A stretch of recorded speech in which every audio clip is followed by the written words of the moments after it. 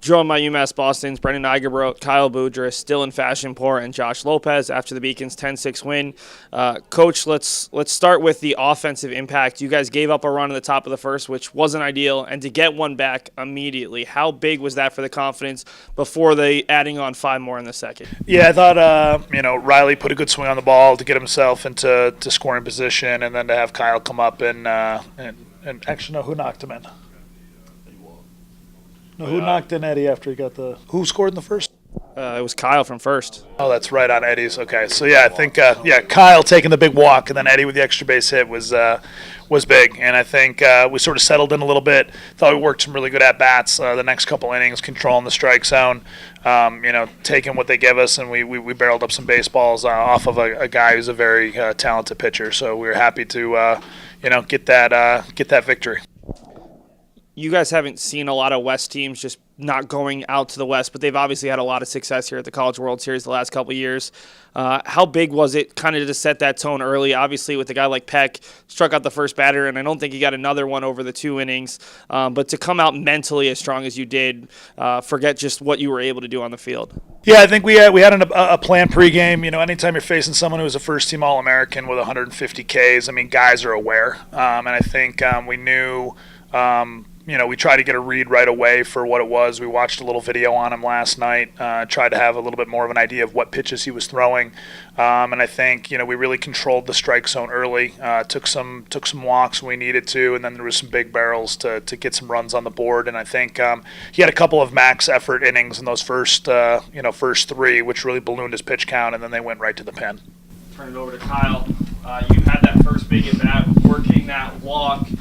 What were you seeing in that first at-bat? Because it kind of took a little out of their sails when you were able to reach, and then Eddie was able to tie the game in the bottom of the first. Yeah, I wasn't trying to do too much. Just had to see a lot of pitches. New pitcher, we haven't seen them all year, so we just had to take pitches and just work the walk.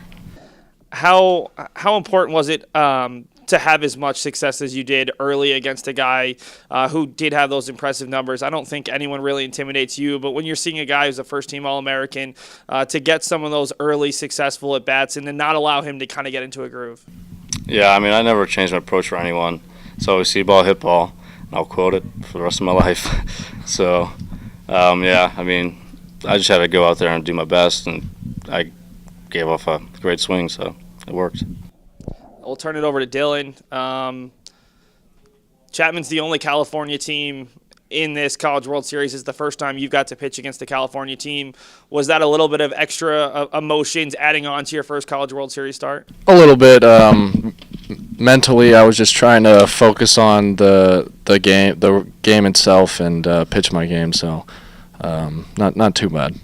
What did that 5-run inning mean for you? Obviously, you were sitting there for a while, but to see your batters come up and give you that nice little cushion to the point where even with not your best stuff, you were able to kind of pitch to contact and not have to worry about maybe pitching for that 1-run, 2-run game. Yeah, it was huge. Coming in, I thought it was going to be a big pitching duel with their guy on the mound. So the fact that they scored those 5 runs was huge for the confidence. So I could just go out there and pitch my game. We'll turn it over to Josh. Josh, another really strong defensive game. The infield has been turning a lot of double plays, getting a lot of big outs, and you guys have a lot of upperclassmen in that group. How important has that play been, and how confident are you in this group as a whole? Yeah, all around the infield, we're super confident. We got 3 seniors and a junior, and even though Corm just started playing first, he's been pretty solid over there. We just have a ton of confidence. We work on it every day. So when we get the ball hit to us, we know what we're doing out there. You're probably the highest energy guy when it comes to trying to rally up the guys.